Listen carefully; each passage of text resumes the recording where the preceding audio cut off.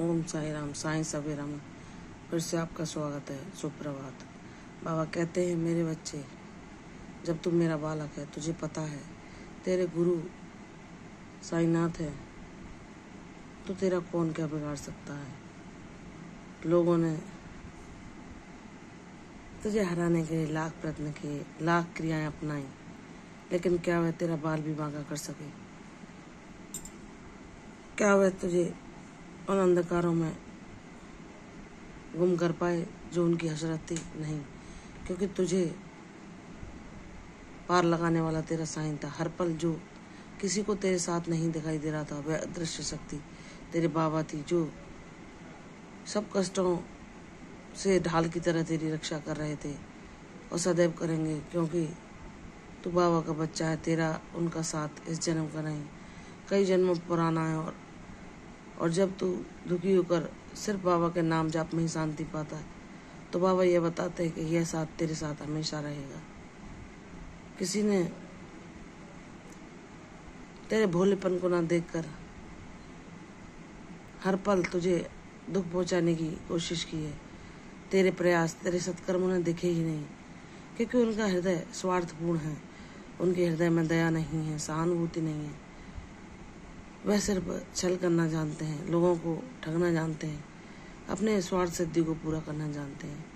उनके अंदर जो चतुराई है, वह तू भले ही ना देख पाए, लेकिन तेरा बाबा देखता है और हर पल तेरी रक्षा करता है। बाबा कहते हैं, कोई कितना भी षड्यंत्र क्यों ना रच ले, कितने भी मंसूबे क्यों ना बना ले, कितनी भी काली क्रियाएं करने की कोशिश क्यों ना करे, कोई भी मेरे बच्चे का अहित नहीं कर पाएगा, क्योंकि मेरा बच्चा निष्पाप है।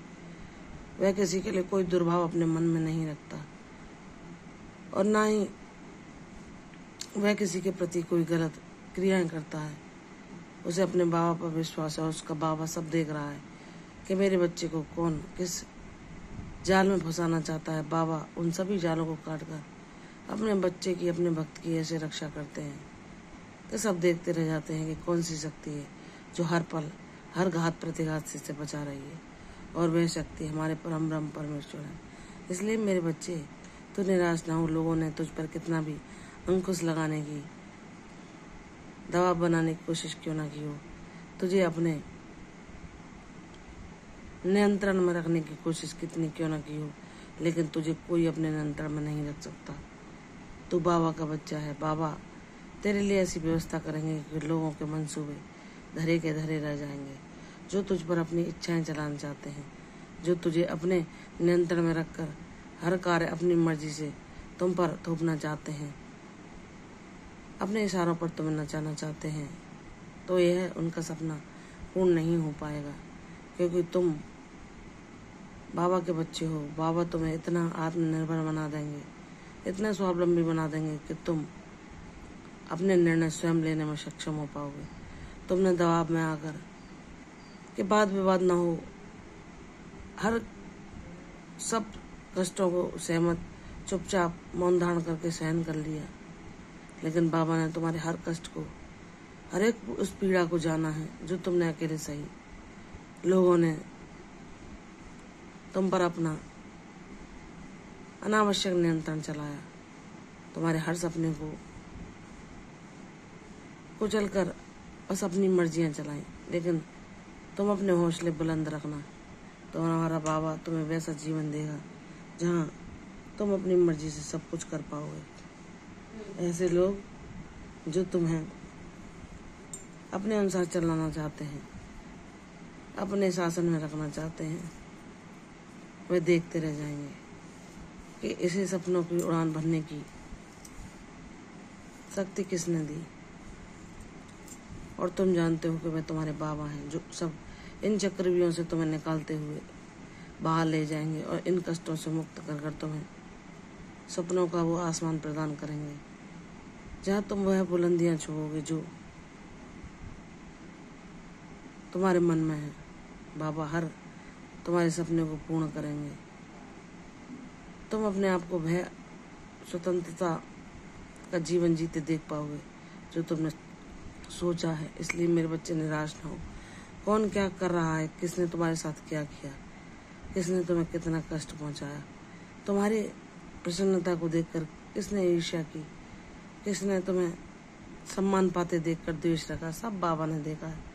वे उनके कर्म हैं, उन्हें जाने दो। तुम्हारे ज्ञान को कोई बांध नहीं सकता, तुम्हारे प्रकाश को कोई बांध नहीं सकता। जो बाबा ने तुम्हें शक्ति दी है उसका कोई बाल बाका भी नहीं कर सकता। तुम एक सितारे की तरह चमकोगे और तुम्हारी चमक देखकर ऐसे लोग जो तुमसे ईर्ष्या द्वेष रखते हैं तुम्हारी खुशियों को देखकर जलते हैं।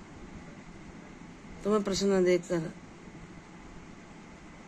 ईर्ष्या का भाव रखते हैं और अपने जो उनके रक्त संबंधी उनमें 1000 अवगुण क्यों ना हो उनको आशीर्वाद देते ना थकते हैं।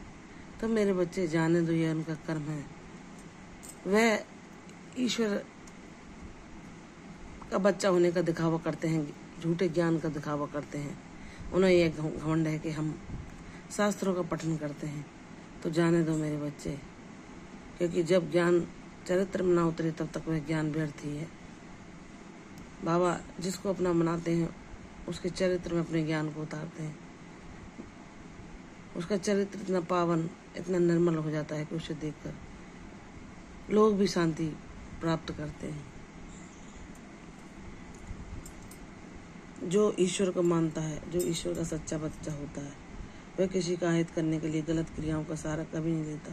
क्योंकि अगर उसके साथ अन्याय भी होता है तो वह भगवान का नाम लेकर उसे चुपचाप सहन कर लेता है कि मेरे ईश्वर देख रहे हैं, वह मुझे इस अन्याय से भी मुक्त करेंगे।